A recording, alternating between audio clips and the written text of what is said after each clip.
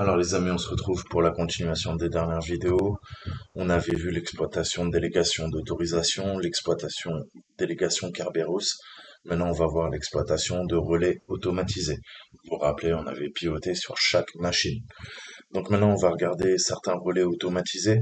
Vous le voyez pas, mais les tentatives d'authentification, elles volent constamment sur le réseau et ça nous permet, nous, d'intercepter les communications. En fait, c'est basé sur de la cryptographie qu'on appelle défi challenge response, donc défi réponse. Et en effet, on peut attendre qu'une personne se connecte à un service pour pouvoir usurper son identité. Mais on peut même aller plus loin. On pourrait contraindre l'authentification à se produire, intercepter les communications, usurper l'identité. Donc on a déjà un accès privilégié à THM Server 1. On pourrait être en position où, pas avec un exploit de délégation contrainte, mais une autre attaque, on pourrait accéder à un accès privilégié aux différents autres. Donc encore une fois, c'est d'autres techniques, quand vous n'avez pas de possibilité de jouer sur la délégation, contrainte, unconstrained ou via Kerberos, on peut se servir parfois des comptes machines. Même si je vous ai dit, ce n'est qu'un vecteur d'escalade, c'est pas la finalité pour nous, puisque les comptes machines sont utiles, mais c'est pas ce qu'on recherche. Moi, je vous ai dit, on recherche des comptes utilisateurs, on recherche surtout les comptes administrateurs locaux sur des machines, et on cherche des comptes entreprises et administrateurs sur des contrôleurs de domaine. C'est le Saint Graal. Donc, pour résumer, tous les comptes de machine, tous les autres Windows ont un compte d'ordinateur. Il s'agit essentiellement du compte utilisateur qui est associé à une machine. À moins que quelqu'un n'ait falsifié le compte de l'autre, les mots de passe de ces comptes sont incassables. Par défaut, ils utilisent 120 caractères en UTF-16 et sont automatiquement changés toutes les 30 jours. D'accord? Donc, dans l'Active Directory, ces comptes de machine sont beaucoup utilisés pour différents services, comme son nom l'indique. Les différents contrôleurs de domaine utilisent leur compte ordinateur pour synchroniser les mises à jour et les modifications au sein de l'Active Directory. On avait vu qu'on a ce principe de réplication. D'accord? Des droits, on va synchroniser les contrôleurs de domaine entre eux pour que les droits se propagent. D'accord? Propagation des droits. Donc lorsque vous demandez un certificat à l'hostname, au nom d'hôte sur lequel on travaille, le compte d'ordinateur de cet hôte est utilisé pour l'authentification auprès du service de certificat Active Directory. Alors il existe un cas exceptionnel dans l'AD où une machine a des droits d'administrateur sur une autre machine. Essentiellement, dans cette configuration, les autorisations administratives sur un hôte ont été accordées à un autre hôte. Encore une fois, il s'agit de fonctionnalités attendues telles que les contrôleurs de domaine ou les clusters SQL qui doivent être synchronisés. Cependant, ces instances fournissent un vecteur d'attaque très intéressant pour contraindre l'authentification. On va voir comment aborder ça. Donc je vais vous montrer là parce que la machine a redémarré, j'ai pas envie de recommencer toute l'opération, mais tout en bas de Bloodhound, on a le raw query. Ils vous disent, vas-y, rentrez une requête euh, chiffrée et vous pouvez justement requêter sur les nœuds et sur les chemins. Alors, on lui fait un match, d'accord? Donc match qui correspond à quoi? On a P est égal à C1 computer R1 membre 2 et on veut G le groupe R2 admin 2, d'accord? Et N computer, d'accord? Et on fait un return P. Alors, on return la valeur qu'on a déclarée là, c'est P, et P est égal à ça. Donc, c'est un computer moins R1, et après, vous voyez, on passe à G, le groupe, et cette fois-ci, c'est R2 admin 2. Donc, qu'est-ce que ça demande? En fait, ça va venir requêter, ça nous montre que le compte machine THM Server 2 dispose de quoi? De privilèges administrateurs sur la machine THM Server 1. D'accord? Demande les computers qui sont membres de, d'accord, par rapport à un groupe qui ont accès à un autre computer grâce à l'admin2. Et ben, il nous a dit, écoute, ouais, ok, à partir de THM Server 2, je regarde quoi? Tout ce qui est membre, Et en effet, il est membre de quoi? De server management. Du coup, il y a une nouvelle relation qui est ajoutée. Et le server management, comme il est admin 2, tu vas pouvoir remonter sur THM serveur 1. D'accord? Donc, pour rappel, THM serveur 1, pas de souci. Celui-ci, le 202, faut qu'on l'attaque. D'accord? Donc, on va trouver un autre moyen que abuser de la délégation, soit d'autorité, soit du constraint via Kerberos. Il faut abuser d'une faille qui n'en est pas une, hein, c'est une fonctionnalité. On va attaquer le spooler, d'accord? Ce qui permet de faire des files d'attente sur des imprimantes réseau. Alors, on va attaquer ça et encore une fois, ce n'est pas un bug, c'est bien une feature de Microsoft, ce qui est assez incroyable. Donc, sérieusement, lorsque ça a été signalé à Microsoft, il a répondu qu'il s'agissait d'une fonctionnalité. Bah oui, on va pas couper l'herbe sous le pied des services de renseignement. Le bug de l'imprimante est une fonctionnalité du protocole MSRPRN qu'on appelle Print System Remote Protocol, donc protocole à distance d'impression système, qui permet à un utilisateur de domaine de forcer à distance un autre cible et d'exécuter le service spooler d'impression et ça va le forcer à s'authentifier auprès d'une adresse arbitraire. Vous avez bien compris que l'adresse arbitraire, ça va être Toto le hacker, ça va être nous. Donc il y a quelques-uns de ces bugs, hein, on en a eu beaucoup, on a eu Spooler, Petit Botam, on a eu Print Nightmare, pardon. Vous avais déjà montré, je vous ai pas montré Petit Botam, on y reviendra, je vous montrerai. Mais les attaques de Spooler et les attaques de Print Nightmare, je vous avais déjà montré ça, je vous avais fait des vidéos. Donc Microsoft affirme que le seul bug est que certains d'entre eux ne nécessitent pas du tout d'informations d'identification AD, mais ce problème euh, a été résolu par des correctifs de sécurité, quoique on puisse encore bien abuser du spooler. Donc, il faut quatre conditions pour pouvoir contourner les correctifs de sécurité. La première étape, c'est avoir un ensemble valide d'identification du compte Active Directory, avoir une connectivité réseau au service SMB de la cible, d'accord, 139 NetBIOS, 445 SMB. L'autre cible doit s'exécuter et doit exécuter le spooler d'impression et la signature SMB ne doit pas être appliquée aux autres. Alors, la condition 1 et 2, on a vu qu'elle est déjà remplie. Euh, alors, on va repartir sur notre serveur THM Verquin et vous allez voir qu'on peut tout à fait aller requêter. D'accord? Donc, on va faire une petite requête. On va interroger le service du spooler d'impression et le spooler s'occupe, je vous disais, de gérer les fils d'attente. D'accord? S'il y a 150 gars qui impriment sur une imprimante dans l'entreprise, tu as bien compris que il y a le principe de concomitance. S'il y a des jobs, hein, c'est des jobs d'impression, il y a des travails, eh ben, on va faire tout ça, ce sont des flux, on va les mettre dans un spooler. Le spooler gère des fils d'attente, et bah, c'est first in, first out. D'accord? C'est le premier qui est rentré dans le spooler, dans la file d'attente, qui va avoir son impression. D'accord? Donc si Toto clique sur imprimer avant Tata et Titi, t'as bien compris que bah, ça va être Toto, Titi, Tata. D'accord? Donc ça, c'est pour le fonctionnement parce que vous avez peut-être pas tous des notions comment ça se passe en entreprise au sein de l'Active Directory. Qu'est-ce qu'un spooler d'impression? Voilà, faut connaître. D'accord? C'est très utilisé.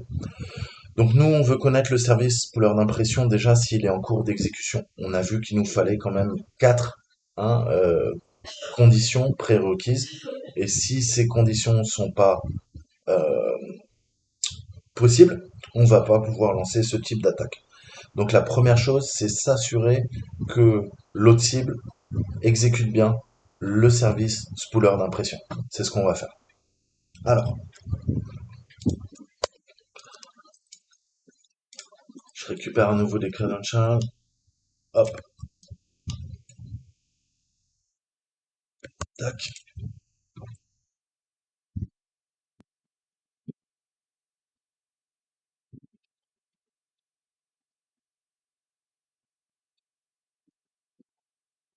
Alors, on va se connecter en SSH comme d'hab. Euh, alors, qu'est-ce qu'il nous faut? Ça.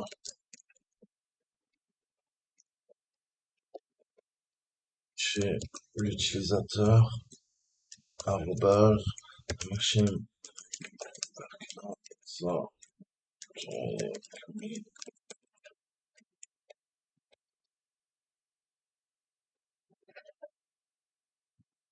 on va récupérer son mot de passe maintenant.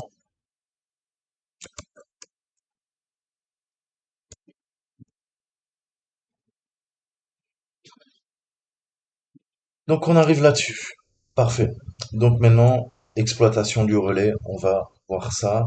Je vais passer en PowerShell, hein, puisque vous savez que ça sera votre meilleur ami, puisqu'on a une commande. Alors je sais pas si vous la connaissez, mais c'est le GWMI. D'accord? Alors là,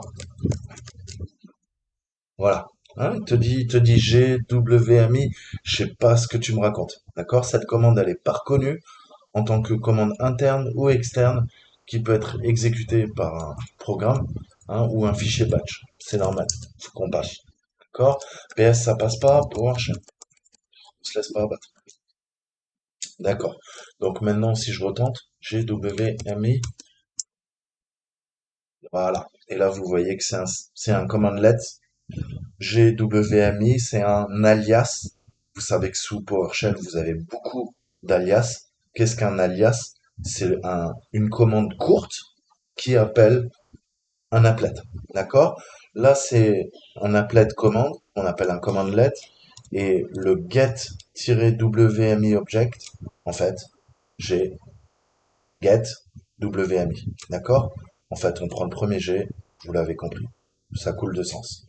Donc un alias, c'est super utile, puisque tu vois bien que c'est beaucoup plus facile de taper GWMI que s'emmerder à faire un get oui object.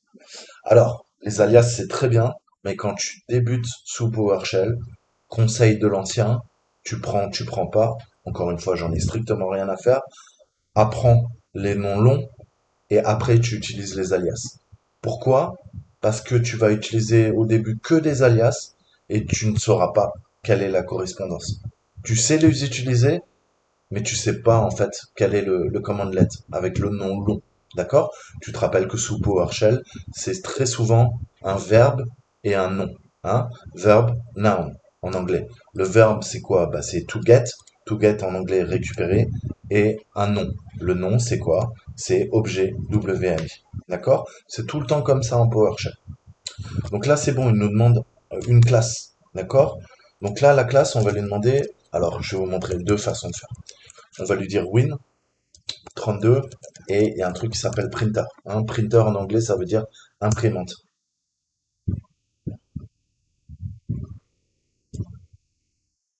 Ok? Donc là, il n'a pas l'air de kiffer. Donc on va concaténer toutes ces informations.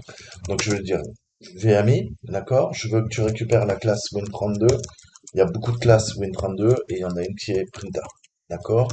Mais il nous faut, pareil, le computer. Vous vous rappelez, computer name, non? Je veux sur quel ordinateur on travaille. Et nous, on va requêter sur celui auquel on n'a pas accès. On veut avoir accès.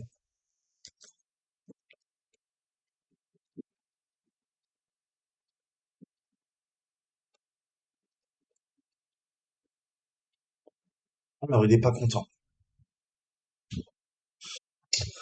Donc, ça a l'air de bugger. On peut tenter un get. Alors, interport, hein, ça c'est pour énumérer les portes de l'imprimante. Vous avez compris que Windows s'est enfin sorti les doigts du fondement et a dit ouais quand même pouvoir énumérer les ports, on peut se servir d'une imprimante, hein, on peut écrire des drivers malicieux, on peut se servir d'une imprimante pour pirater un réseau. On va peut-être un petit peu essayer de corriger tout ça.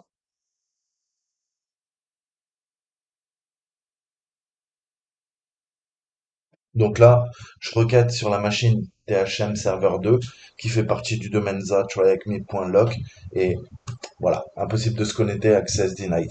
Donc là, ce que nous dit le cours, pareil, on a juste besoin de quoi? D'une profession de foi, d'un acte de foi. Croyez-moi, il est bien actif, sinon on ne pourrait pas faire le lab. D'accord? Des fois ça passe, des fois ça passe pas, c'est la magie de Windows. Vous le savez, vous commencez à connaître. Je vais quand même vous montrer à quoi on aurait, ce qu'on aurait dû avoir.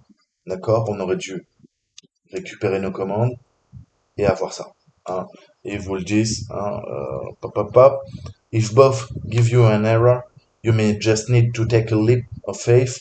Test condition 3 has been met. Ok? Donc, voilà. Lui, il a réussi, mais nous, ça le fait pas. Qu'est-ce qu'on récupère? La location, elle est vide. On voit que c'est classique. Hein. Toutes les imprimantes réseau, vous pouvez aller voir même sur votre Windows, vous avez une imprimante virtuelle qu'on appelle le Microsoft XPS Document Writer. C'est pas une imprimante physique, c'est avec le driver, avec le partage réseau, cette fameuse classe Win32 underscore printer, vous pouvez imprimer à distance. D'accord? On a l'état, le statut, le share name, on l'a pas, et le nom du système. Donc on sait qu'elle est bien sur THM Server 2. Pareil là. Et il y a deux possibilités. Soit on fait du XPS Document Writer, d'accord, pour imprimer à distance, soit on peut faire du print to PDF, d'accord. Ça, techniquement, ça permet de numériser un document qu'on devait à la base imprimer et on le passe automatiquement, on le formate, on l'encode au format PDF. D'accord? Allez, on continue. Il faut garder la signature SMB. Hein. La signature SMB doit pas être appliquée et on a un script via une map qui nous permet de savoir justement. Hein, est ce qu'on appelle le SMB signing. Hein. Donc, relayer la tentative d'authentification forcée si vous avez la signature SMB, c'est mort. D'accord? Donc, encore une fois, on va abuser de problèmes de configuration du serveur et il convient de noter qu'il existe une différence entre la signature SMB autorisée et la signature SMB appliquée. Étant donné que certains systèmes irrités, hein, vous savez qu'on parle de legacy en informatique, que ce soit pour du matériel ou pour des logiciels. Donc, étant donné que certains systèmes hérités ne prennent pas en charge la signature SMB par défaut, la configuration de SMB est autorisée, mais parfois pas appliquée. D'accord? Pour nous, ça va être du pain béni. Ça signifie qu'elle ne sera pas utilisée, même si elle est prise en charge. Étant donné qu'on héberge un serveur malveillant, hein, c'est le principe de l'attaque par relais, ou la replay ou la relay attack, hein, c'est deux choses légèrement différentes, mais c'est pareil. On intercepte une communication et on va rejouer l'attaque. D'accord? On va la relayer et si tout se passe bien, vous l'avez compris, notre attaque va fonctionner.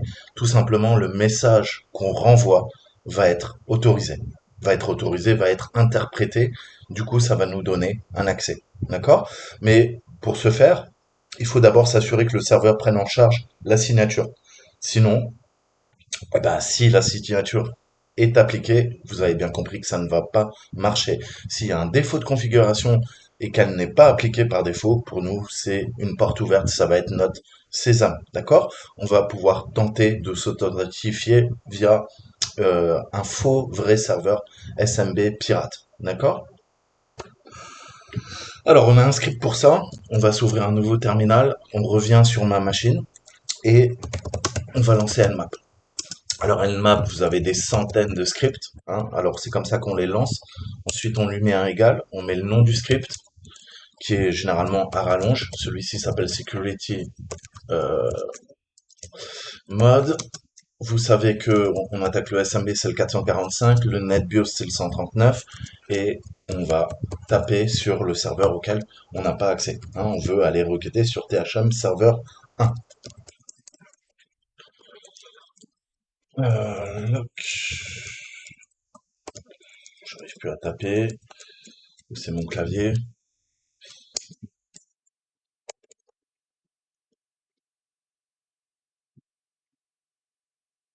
Donc vous pourrez faire VVV pour passer en mode verbeux.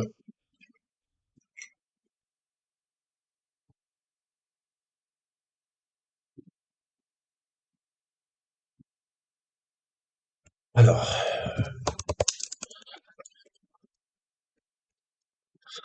c'est de ma faute. Vous imaginez bien qu'il nous faut une reconnaissance. Hein, on va faire un ping sweep pour avoir l'adresse. Sinon, ça le fait pas. Hein, en condition entre guillemets réelle. Donc là, on part du principe qu'à partir de quoi? De THM serveur 2, on peut peut-être pinguer THM serveur 1. J'ai si, pourtant il est là. Je comprends pas trop. Non, ça c'est le distributeur, excusez-moi.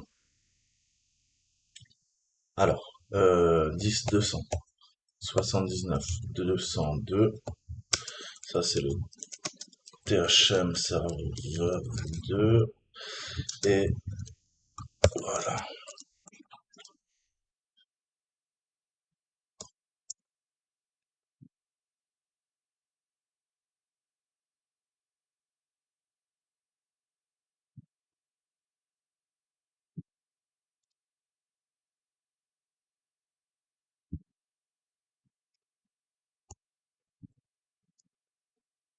Alors, on va éditer tout ça parce qu'il est en train de nous saouler.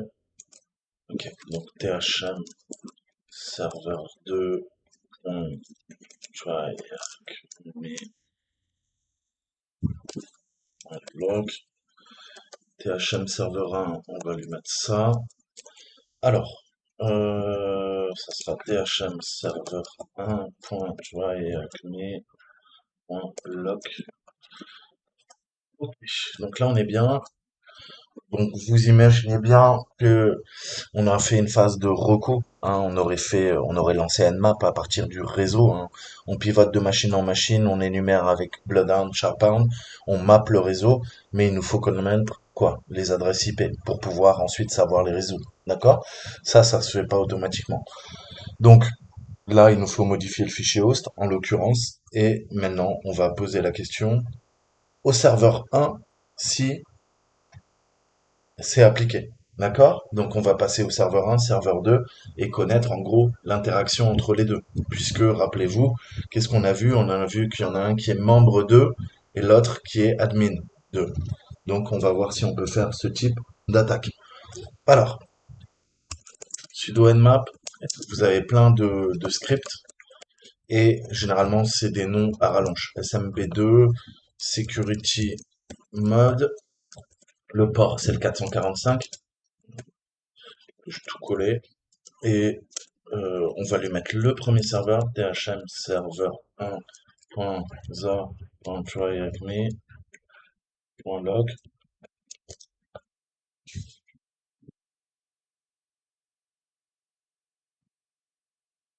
Donc là, on demande à Nmap tout simplement d'utiliser un script pour récupérer les informations. Ok, là il nous dit no target specified. Je sais pas pourquoi il n'arrive pas à résoudre. Pourquoi il n'arrive pas à résoudre? Qu'est-ce que c'est que ce bordel?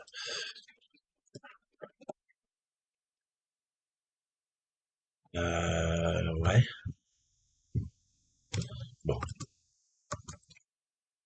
ça fait quoi?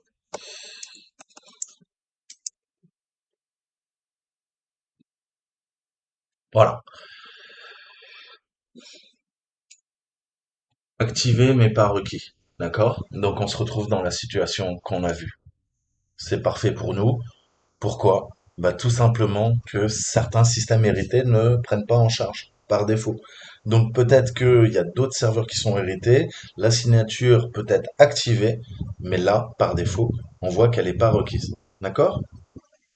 Donc c'est parfait pour nous parce que elle est activée, mais elle n'est pas requise. D'accord?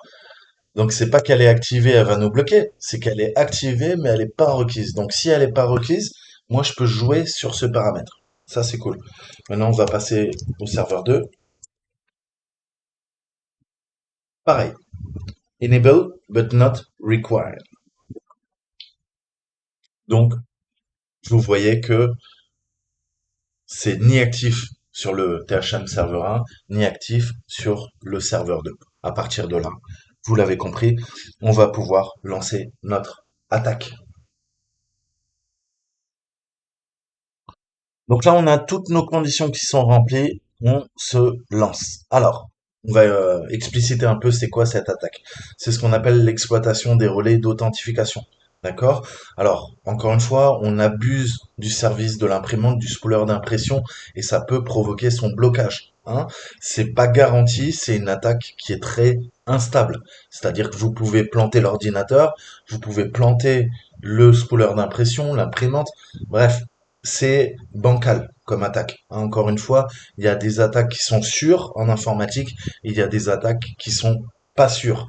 C'est-à-dire que vous risquez de faire planter l'ordinateur, la machine que vous essayez d'attaquer. D'accord? Mais parfois, vous n'aurez pas le choix. Donc, eh ben, il faudra prendre des risques. Mais encore une fois, quand vous prenez des risques, c'est comme dans la vie, il faut que ces risques soient considérés.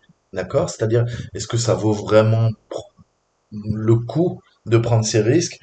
Et il faut réfléchir mûrement à la décision. Est-ce que oui, je prends le risque parce que j'ai pas d'autre choix, ou j'y vais, je fonce tête baissée et je prends tous les risques. Vous savez que dans un cas, c'est une situation qui est mûrement réfléchie.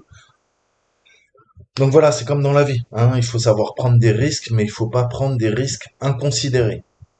Donc il est quand même essentiel de comprendre les relais d'authentification, hein, et la façon comment on peut les forcer pour l'exploitation des services Active Directory. En tant que tel, hein, les étapes pour effectuer une telle attaque sont fournies. On peut on peut essayer de, de lancer cette attaque, mais encore une fois, rien nous garantit que ça fonctionnera. D'accord? Donc si ça marche pas, il faudra qu'on trouve une autre combine. Donc je vais vous la montrer.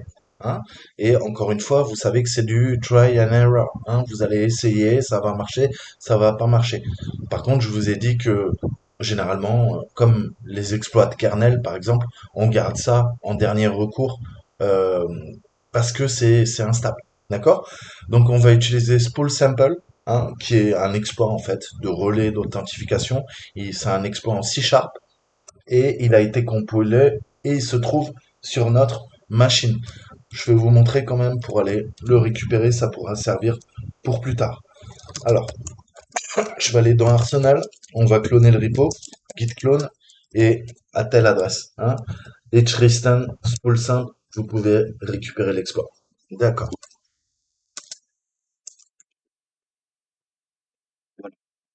Donc, il y a le MSRPRN, hein, comme le nom du protocole. Vous avez le SLN qui est là, et vous avez un out C Sharp data class qui est là. On va sur un petit 4,5. Voilà. Alors, preuve de concept, outil de preuve de concept pour utiliser la coercition, hein, donc pour forcer, on va dire, hein, je vais traduire comme ça, un autre Windows à s'authentifier à une autre machine via le protocole MSRPRN via le RPC, Remote Procedure Call. Hein. Donc c'est possible avec d'autres protocoles également. D'accord? Donc encore une fois, débrouillez-vous. Il nous donne quelques ressources. On a un SlideShare. Donc visiblement, DerbyCon, c'est une grosse conférence de hackers. Vous avez le PowerPoint, enfin le SlideShare en tout cas, qui est disponible. Donc ArmJoin, pareil, c'est une pointure. C'est Will Schroeder et on a Matt Nelson aussi et Lee Christensen. Donc pareil, plein de conférences sur eux. Allez les voir, c'est vraiment des pointures en cybersec. Et encore une fois, la procédure, la le fichier ASPX qui vous redirige vers le manuel entre guillemets, hein, mieux comprendre le protocole MS RPRN, le Print System Remote Protocol. D'accord? Protocole à distance d'impression. Ok. Donc là, techniquement, je n'ai pas besoin de pousser, vous l'avez compris, l'exploit vers la machine. Ils nous ont mâché le travail, c'est un exercice, tout est sur Tools. Donc on va se connecter à THM, c'est déjà fait, et on va lancer le spool sample. Alors là, à mon avis, il est là. On va voir si ça a été compilé. Non, même pas. Vous voyez, donc là, il faut qu'on compile, hein, c'est des fichiers CS. On a le projet qui est là, donc il faut charger ça dans Visual Studio et compiler. D'accord? Visiblement, ils l'ont pas compilé pour nous, non. Donc, à vous de compiler, compiler en 64 bits, puisqu'on on travaille sur des architectures 64 bits. Le x86, c'est fini depuis belle lurette. Hein, vous retrouverez ça sur les vieux serveurs. Mais qui dit Windows Server dit beaucoup de RAM, dit serveur, c'est forcément un processeur 64 bits, donc c'est forcément un Windows 64 bits. D'accord? Et là, je sais pas ce qu'il y a là-dedans, on va aller voir. Pareil, vous avez tous les fichiers en C. Donc voilà, du H, du CPP, tout ça, c'est l'archive qu'il va falloir compiler. D'accord? Donc là, on va pas se prendre la tête.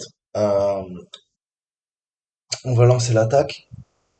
Donc déjà, on doit configurer le relais NTLM, hein. C'est ce qu'on appelle un rogue NTLM. On va utiliser NTLM relay. Alors, vous faites in-packet, voilà. Et là, il y a NTLM relax. Ok, parfait. Donc on lui dit, je veux le quoi? Bah, le support SMB2, hein, le plus récent, monter. Là, on lui monte un partage. Techniquement, qu'est-ce qu'on veut? On va lui dire, bah écoute, tiens, connecte-toi à quoi? Connecte-toi à THM serveur 1, d'accord? Alors, comme je l'ai mis dans mon ETC host, j'espère que ça va passer, et on met un mode debug en cas de problème, on veut avoir le retour à l'écran, d'accord? Pour pouvoir gérer les pannes, les soucis, s'il y a quoi que ce soit. Donc là, il est en train de nous monter, et il lui faut les droits. Sudo. Parfait. Donc vous voyez qu'on a du LDAP, du MSQL, RPC, SMB, SMTP, D-Sync. On peut faire beaucoup d'attaques de relay. D'accord? Il nous dit, écoute, t'es en single host. Bah ouais, ça tourne sur ma machine et on s'est authentifié à un seul host. C'est le THM Server 1. D'accord? Il définit le serveur SMB, HTTP et WCF. Maintenant, il nous dit, écoute, je suis en train d'attendre pour avoir les communications. Ok? Parfait.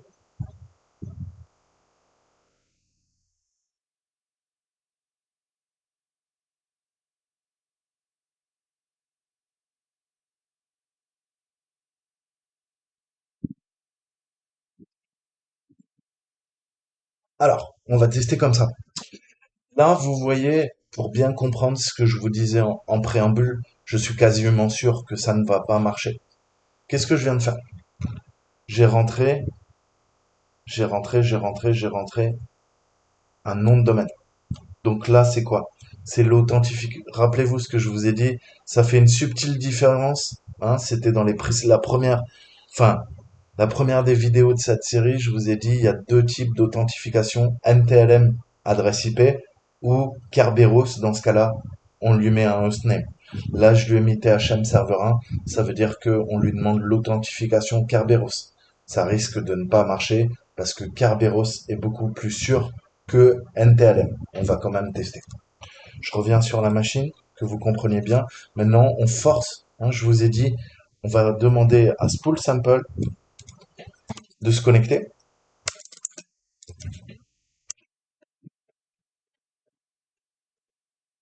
Spool Sample exe. Je lui dis, écoute, va faire une requête sur quoi? Sur THM serveur 2, za, try, acme.lock. Qu'est-ce qui va se passer? Vous savez que cette machine, maintenant, elle est liée.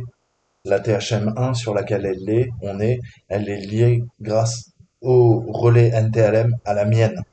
Donc là, THM1, c'est nous, on est sur la machine, on fait une requête vers THM serveur 2, mais tu as bien compris quand il va nous répondre. Non seulement il va répondre à cette machine, mais cette machine va relayer la réponse à mon Kali Linux, à mon ParrotOS, que ça soit bien clair. D'accord? Et il faut que je lui donne. C'est quoi? Bah, mon adresse, à voir. J'ai pas envie de dire de bêtises. C'est des adresses un peu bâtardes. Ok.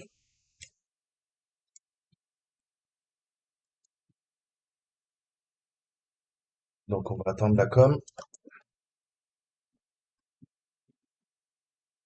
Il exécute le RDI, il convertit la DLL en shellcode, et là, il abuse. D'accord? Il exporte une fonction malicieuse.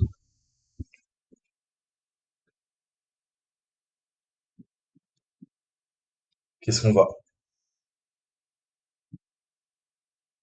On voit que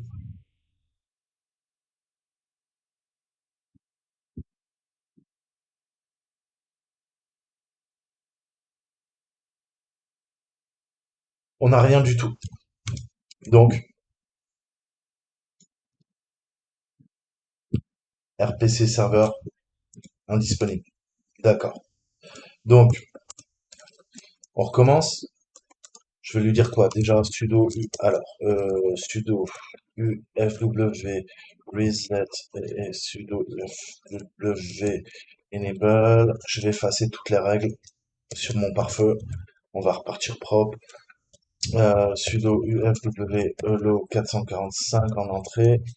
Sinon, ça va pas marcher.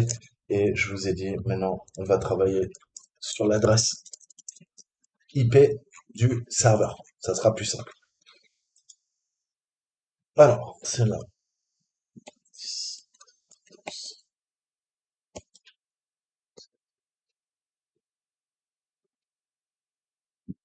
Donc là, c'est plus du Kerberos, c'est maintenant, vous l'avez compris, du NTLM. On retente.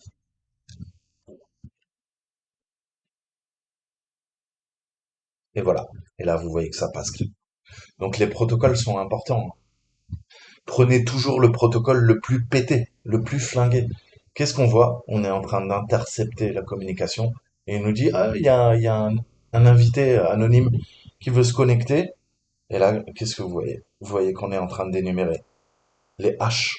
On a volé les hash des comptes. D'accord?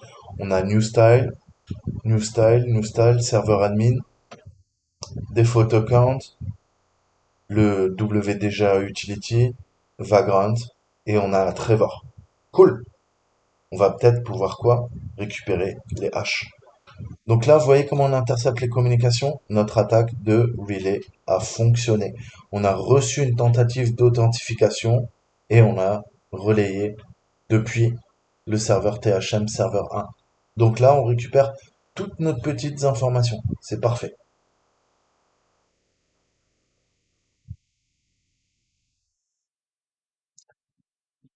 Donc ça, vous voyez que c'est pas mal,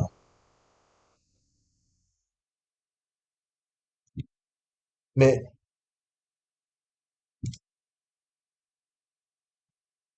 on va lancer quelque chose de plus vicieux encore. Là, vous avez vu le debug, on va lui mettre un C, et là, on peut lui passer carrément des commandes. On va lui dire, pour chaque utilisateur, tu vas me dire qui tu es, who am I, all. D'accord? On relance. Et là, dès qu'il va recevoir la communication, il va en plus nous faire un who am I. Et vous allez voir que c'est beaucoup plus intéressant pour nous. Pourquoi? Parce qu'on va récupérer, ça sera mieux formaté. Ça sera beaucoup plus intéressant. Voilà. Et là, vous voyez qu'en plus, on récupère quoi? On récupère les group names, on récupère tous les privilèges. D'accord? Donc, vous voyez, extrêmement puissant. Vous pouvez injecter des commandes. D'accord? On a NT Authority System. Donc, vous voyez que c'est formaté autrement. D'accord? Donc, on voit Kerberos Dynamic Access Control. Il est pété.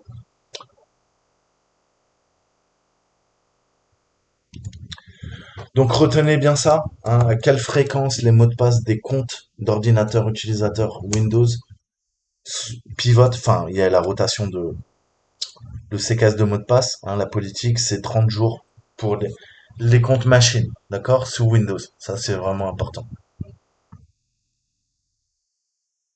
Donc, si vous voulez que cette attaque fonctionne, qu'est-ce qu'il faut? Il faut que le SMB signing soit désactivé, d'accord? Alors, ça c'est beau, mais maintenant, qu'est-ce qu'on peut faire?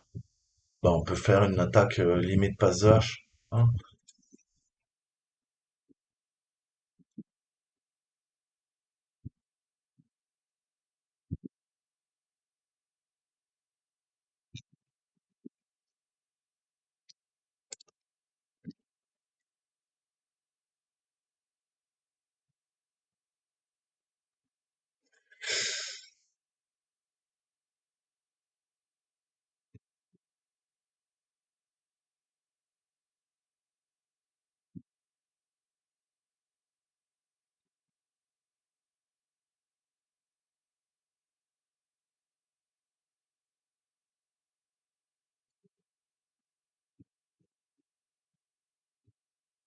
Donc, on va se récupérer ce qui nous intéresse. Ok. Donc on a nos hash, on va essayer de taper le serveur admin, hein. Donc vous vous rappelez, c'est du NTLM. Ah, oh putain, il manquait le THM serveur 2. Serveur admin, on est dans la place les amis. Donc CD users, CD admin, je sais pas si je le-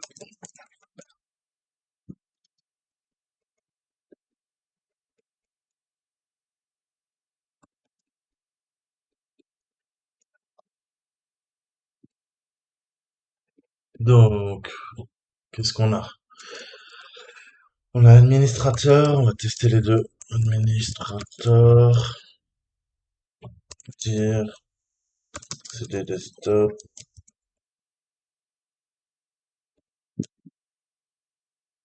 On a notre flag, on est dans la place. Donc, voilà comment fonctionne l'attaque par relay. J'espère que vous avez kiffé. Pensez toujours que vous avez plusieurs cordes à votre arc. Là, on a fait une attaque passe de hache. Hein, dans les précédentes vidéos, je vous ai montré la passe de ticket. Hein. Pourquoi m'emmerder à craquer le hash? Qu'est-ce qu'un hash? C'est un mot de passe qui a été haché. Et ouais, ok, mais j'en sais pas plus. On a utilisé un algorithme de hachage pour hacher, ok, le mot de passe.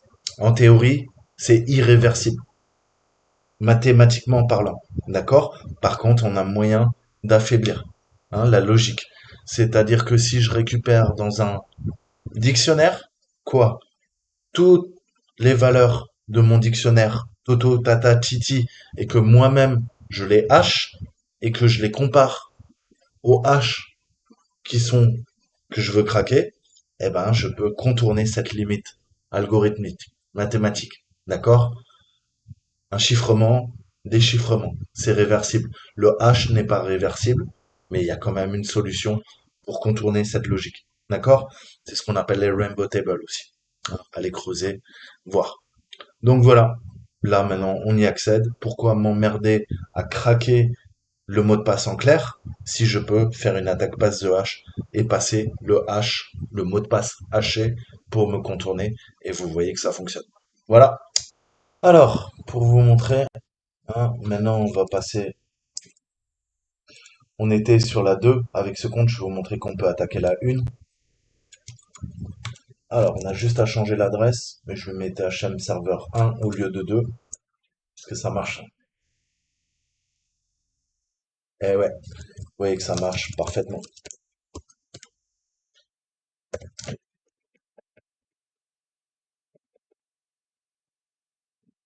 Donc, quelle est la différence? Vous allez me dire, bah, on n'est pas sur la même machine, d'accord? Et du coup, bah, on n'a pas les mêmes flags. Voilà. Mais vous voyez que comme l'une dépend de l'autre, hein, THM Server 1, on a vu via le groupe domaine, on peut accéder d'une machine à une autre à partir du moment où on a compromis le serveur admin et qu'on a son hash, on fait une attaque passe de hash et on peut rebondir à la fois sur THM Server 1 et THM Server 2. Sentez ce petit goût de fumée, hein, ça sent le barbecue de machine. Et c'est ce qu'on appelle l'ice roasting, le Kerber roasting, hein, abuser des GPO. Tout ça, c'est un petit barbecue en famille. Hein, et puis on crame les machines les unes après les autres pour arriver tout en haut de la pyramide. D'accord? Donc là, on les a bien fait rôtir, ces petites machines. Maintenant, on en a 4 sous notre contrôle. Vous avez compris que prochaine étape, c'est s'occuper du contrôleur de domaine enfant. Et après, on va remonter au contrôleur de domaine parent. Voilà, je vous dis à très bientôt. Ciao, ciao.